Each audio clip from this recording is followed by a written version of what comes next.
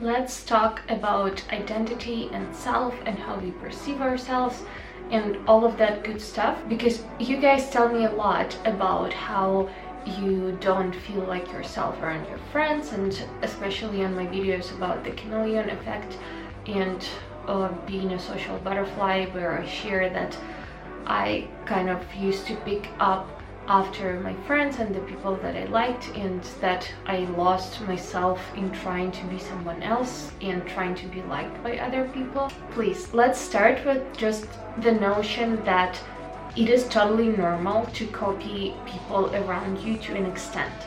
There is nothing wrong with trying to be more like someone else, especially if you admire someone. There is nothing wrong about, for example, copying the gestures of the person sitting in front of you, because this is how we as social creatures get along, and this is how we subconsciously know that we are going to be liked. And this is what we do just to get people to like us. We are attracted to what is familiar to us, and we also are attracted to the things that remind us of ourselves. So don't be alarmed if you notice yourself copying somebody else.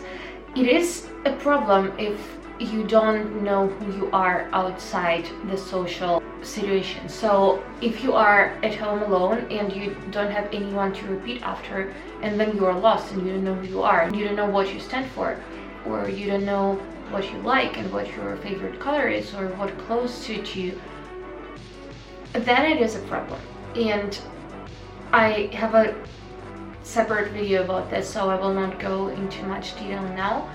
But I just want to say that there is nothing unfixable about it. You can definitely make things better, and I did, so you can do it too. Even now, I don't really do it anymore, so I don't purposefully copy people and try to be like someone else. Of course, advertisements and social media and all of that, it makes us repeat after people to an extent, but I don't do it as much as I used to do anymore.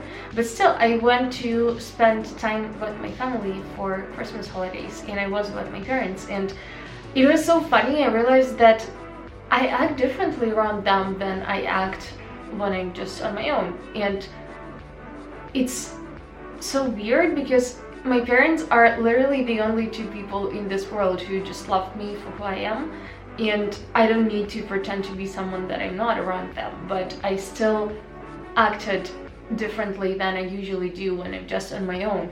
And it made me think it's actually totally normal to be different with different groups of people, but as with every abnormality, there is a line that if you cross, it becomes a problem, and it is the same here. So if you just notice, especially if you're a teenager, because I think that when we are young, we're trying to find ourselves, there is nothing to worry about. But of course, if it creates problem in your life, and if you feel like it is a problem, then definitely there is a lot of ways to help yourself with that.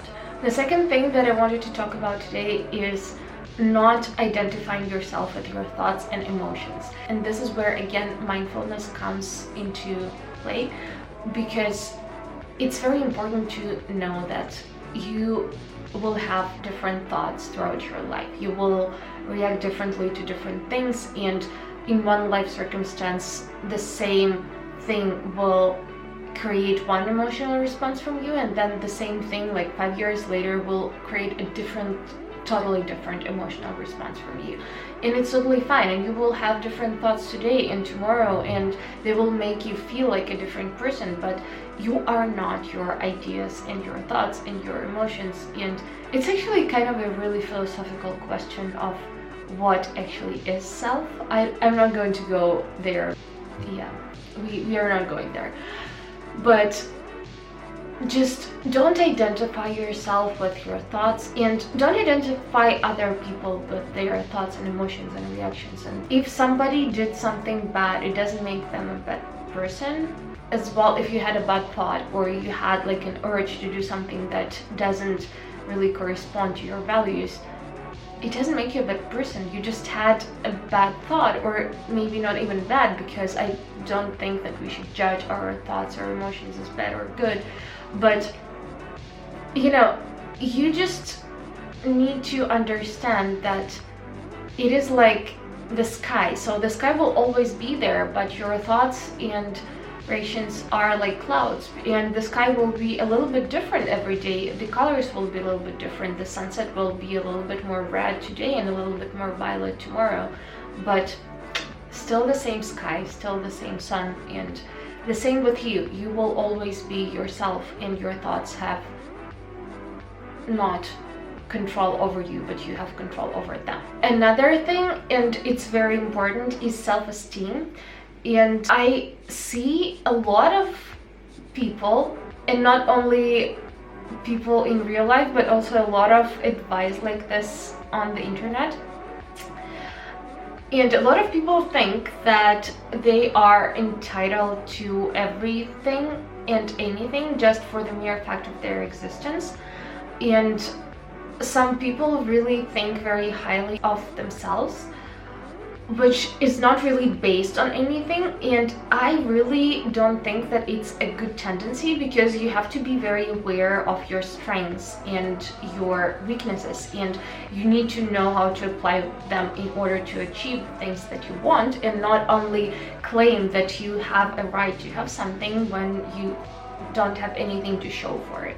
So basically what I'm saying is not that you have to be harsh on yourself or like anything like that, but I'm saying that if you have a very high self-esteem, it's very good, but it needs to be based on something. You don't need to base your self-esteem on the opinion of other people on you, or the external success that you have, like if you have or you don't have a car, or how much money you're making, or whatever it is.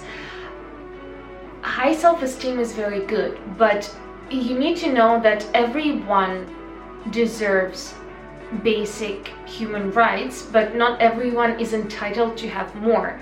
So super high self-esteem is as bad as super low self-esteem, and they both stem from ego, because it means that you create a separation in your head, and you think that either you're really much better than everyone else, or you think that you're much worse than everyone else, which in turn is actually the same thing. So you are different, either higher or lower than everybody else, when in fact everyone is equal and we are all united. And I mean, it sounds like a lot of new agey stuff, but it's actually just common psychology. And there is no separation. Everybody, we are all humans. We have eyes and legs and arms and whatever.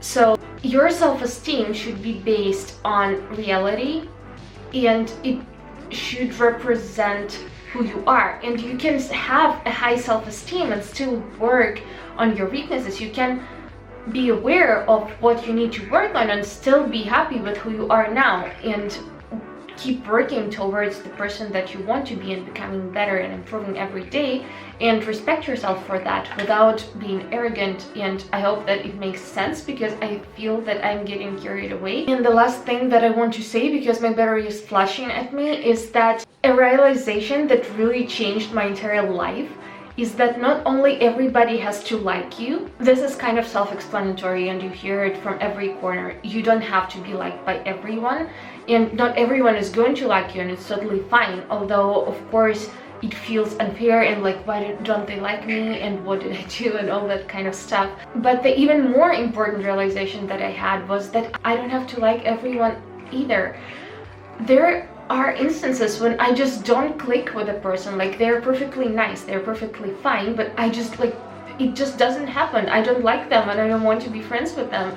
And I used to feel so guilty for that, because I was like, but they're so kind to me and all of that. But now I realize that your time is so limited, and you have to actually pay attention to who you spend the time with. Maybe your energies are not compatible. Sometimes you just feel drained after talking to a person or being around them. So what I'm saying is that if you don't have a reason why you don't like someone, but you still don't enjoy spending time with them, you don't have to. You don't owe anything to anyone. And this was one of the best realizations that I ever had in my entire life. And it doesn't even matter if they are your relative or your long time friend, like if you know them from school or whatever it is. You don't owe your time to anyone except yourself, and you have total right to make decisions on what you want to spend your time doing and who you want to devote your time to. And it's actually the greatest gift that you can ever give to anyone. Guys, this video was so random. I still hope that you got something from it. I will see you in the next one. Yeah, love you so much. Be nice humans, and goodbye.